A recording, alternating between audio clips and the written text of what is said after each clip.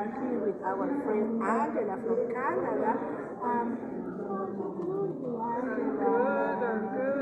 I see that you have fantastic presentation today, and what is about? Okay, well, my poster is about research that we were doing with police data. So when I say police data, when they go to a domestic violence call, so the people call, there's a problem happening in a house, police are called, they come, sometimes they lay charges and say, okay, you stop doing this, you're going to be charged. And other times they just come and say, okay, you sit over here, now you two get along. And no charges are laid. So we collected information where every time they do a call, they have to fill out a report.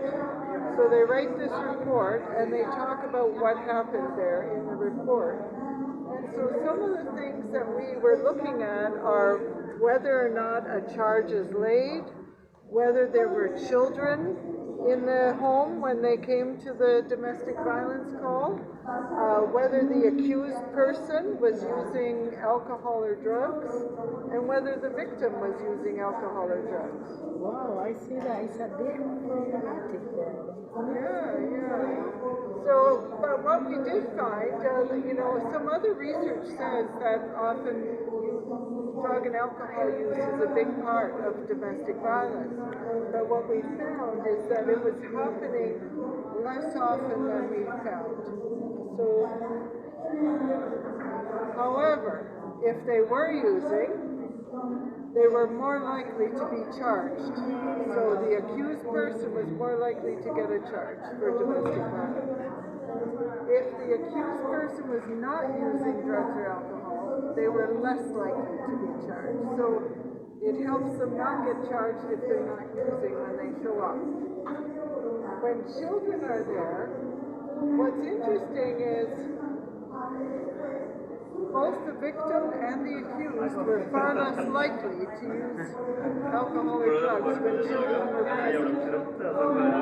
So that's a good thing, though. They were less likely to be using alcohol and drugs when children were there. That's good. However,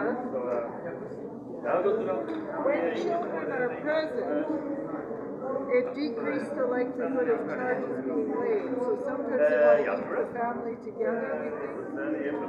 That might be happening. When no children were there, it increased whether or not they were going to get charges. Okay? So, when children were there and the accused was not using alcohol or drugs, that's what made the likelihood go down for getting charged. Okay? The victim sometimes uses substances too. They sometimes use drugs and alcohol. When they're using, and children were there, they were less likely to get, the accused was less likely to get charged. But when children were not there, the accused was more likely to get charged. So you can see there's quite a bit of a bigger chance that they were not getting charged if the victim was using and children were there. Okay? So what we found was that this is very different than the research in other studies. Substance use, the use of drugs and alcohol during domestic violence, when the police arrived, was happening less than what we found from other studies. Okay? However, we also found that if the accused was using substances and children at the time of the call, they were more likely to be charged, but when children were present, they were less likely to be using substances at all. So that would reduce the risk of charges. Okay? So we really need to understand this better. You know, what's happening when the police show up and they're using substances or not using substances, and what happens when children are there. So we need to understand that more. This data is just based on what police are reporting, not what the victims and the accused tell us. So I hope that helps you understand that.